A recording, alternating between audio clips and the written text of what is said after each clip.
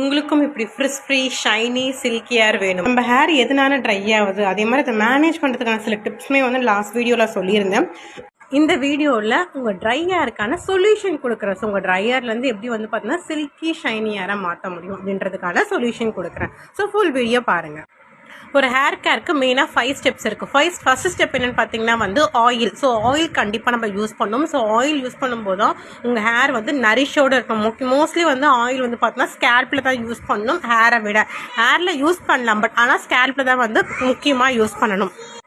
So next வந்து பார்த்திங்கன்னா வந்து ஷாம்பு பொறுத்த வரைக்கும் வந்து பார்த்திங்கன்னா கிளென்ஸ் பண்ணுறது முக்கியமாக வந்து சல்ஃபேட் ஃப்ரீ ஷாம்பு தான் யூஸ் பண்ணணும். கெமிக்கல்ஸ் யூஸ் பண்ணும்போது என்ன ஆகணும், உங்கள் முடி இன்னுமே டேமேஜ் ஆகும். சரிங்களா? ஸோ ட்ரை ஹேர் பொறுத்த வரைக்கும் வந்து நான் ரெஃபர் பண்ணுறது என்னென்னு பார்த்தீங்கன்னா வந்து வீட் அண்ட் கோகனட் ரெண்டுமே வந்து ரொம்ப மாய்ஸ்சரைசர் கண்டென்ட் அதிகம். ஸோ அந்த காம்பினேஷனில் இருக்கிற ஷாம்பு கண்டிஷனர் தான் வந்து நான் ரெஃபர் பண்ணுறது. எப்பயுமே ஷாம்பு மட்டும் யூஸ் பண்ணக்கூடாது, கண்டிஷனரோட யூஸ் பண்ணும். ஏன்னா கண்டிஷனர் தான் உங்களுக்கு வந்து ஒரு மாய்ஸ்சரைசர் கண்டென்ட் கொடுக்கும், சத்து கொடுக்கும். ஷாம்பு க்ளீன் பண்ணும், கண்டிஷனர் வந்து உங்களுக்கு சத்து கொடுக்கும். சரிங்களா?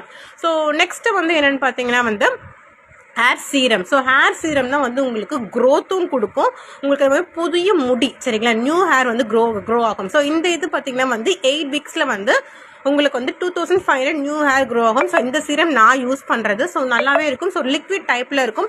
நீங்கள் வந்து ஒரு பிப்பட் எடுத்து வந்து ஒவ்வொரு ஸ்கேல்பில் வந்து ஒவ்வொரு லேயராக வந்து ஜஸ்ட்டு போடுற மாதிரி இருக்கும். சரிங்களா? ஸோ ஒரு வாட்டரி தான் உடனே அப்சர்வ் ஆகிடும்.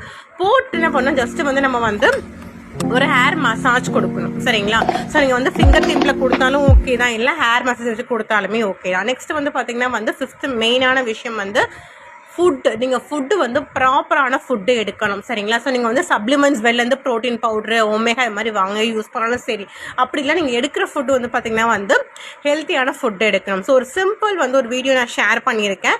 ஸோ இது வந்து ஒரு ட்ரை ஹேருக்கான காம்போ.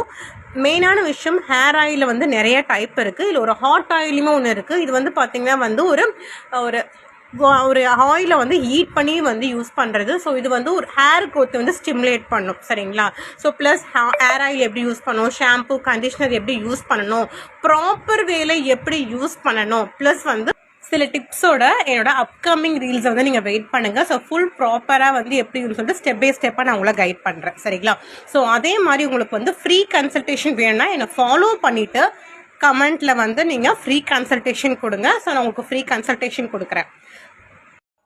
நான் கொடுக்குற லிங்க்கை டச் பண்ணி நீங்கள் பர்ச்சேஸ் பண்ணும்போது உங்களுக்கு இம்மிடியேட்டாக 10% டிஸ்கவுண்ட் கிடைக்கும். அது இல்லாமல் உங்களுக்கு கேஷ்பேக்குமே கிடைக்கும். ஸோ இப்போ மறக்காமல் கமெண்ட்டில் ஃப்ரீ கன்சல்டேஷனை மென்ஷன் பண்ணுங்கள். நெக்ஸ்ட்